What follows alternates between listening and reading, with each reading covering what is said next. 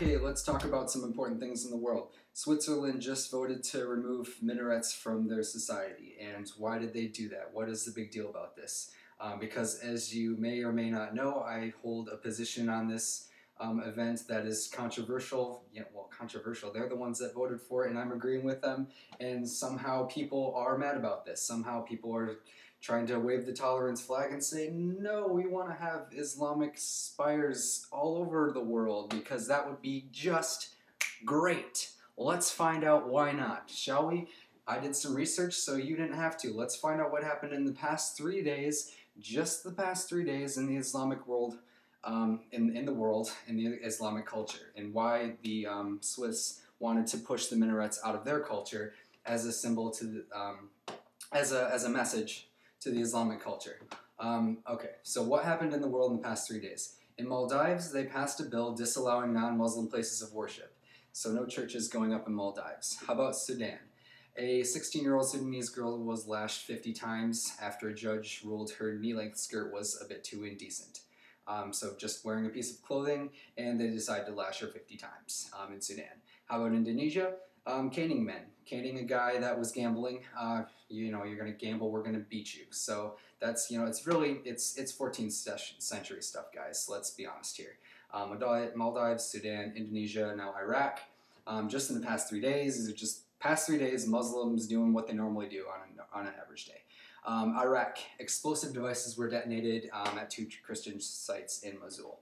So, those are the one, oh, there's one more, the Turks. The unsportsmanlike Turks, and they're picking on little 13-year-old girls who, she won it was a girl or guy, I don't remember. Okay, well anyways, the 13 years old, won a chess tournament, and normally they play the national anthem of the person that wins because it's an international thing in Turkey, and so they play the national anthem of the person's country of origin that wins. And this year it happened to be a person from Israel, and they didn't play it.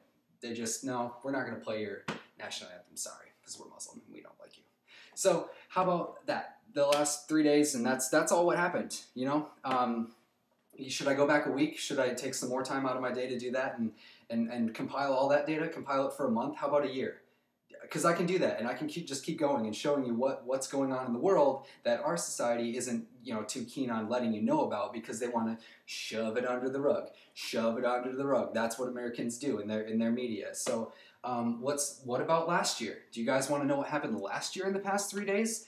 2008 Mumbai attacks. So that was 173 people dead, and let's see, what was the other? 308 wounded, so that adds up to around 500 people getting influenced by Islam against their will.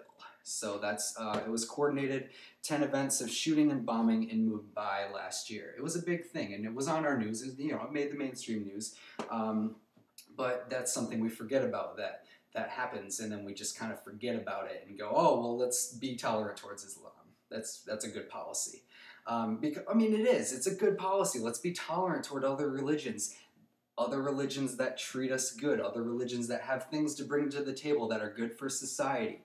When's the last time you saw Islam bring something good to the society, except for back in the day when they were ahead in mathematics for a little bit, or whatever it was? You know, there's nothing good about it right now. They're just bringing their fringe into our societies. That's what the Swiss are doing. They're taking rid of these minarets, getting rid of, and the reason is because of the fringe. It's not because of the moderates. They don't hate moderate Muslims. Those are fine. It's okay to be a Muslim.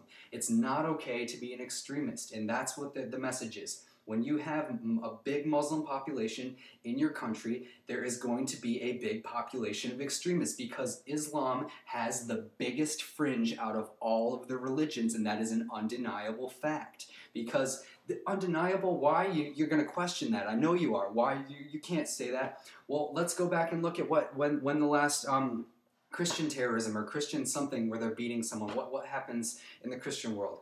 Well, in January, because we have to go all the way back to January, not the past 3 days. No, we're not that lucky. Sorry.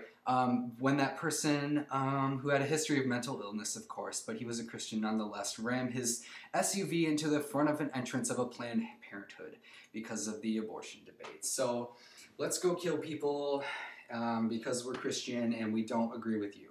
That happens. You know, it happens less often, but it still happens. That proves my point, though, that the Islamic culture, at least in America, because sure, I didn't go through and look at the rest of the world and what is happening in the Christian cultures over there, but you know, it's kind of, if I can only find one in America that happened, and that's where most of the Christians are, you know, they're not. You see my point here. That the Islamic culture has the biggest fringe, the most destructive, the loudest, the most angry fringe, because they hate our Western society, they hate what's going on with us, they think that there's a conspiracy, which they're almost right, they're like so close to being right. It's not a conspiracy, it's just we don't, in the 21st century, want to deal with your 14th century bullshit. That doesn't have anything to do with the conspiracy. Okay, one key aspect that I didn't cover on here that I feel like I should is what's the harm? Like, what's the harm in removing the minarets, or not removing them, but just banning more of them, or whatever they're going to do? There probably will be harm. There probably will be backlash. But, you know, what does that prove? That proves that they're violent and they can't solve anything with conversation. So if there is backlash, congratulations for being more violent and showing us why we got rid of him in the first place. Istanbul was Constantinople, now it's Istanbul, not Constantinople, been a long time gone. Constantinople, now it's Turkish delight on a moonlit night. Every gal in Constantinople lives in Istanbul, not Constantinople. So if you've a date in Constantinople, she'll be waiting in Istanbul. Even old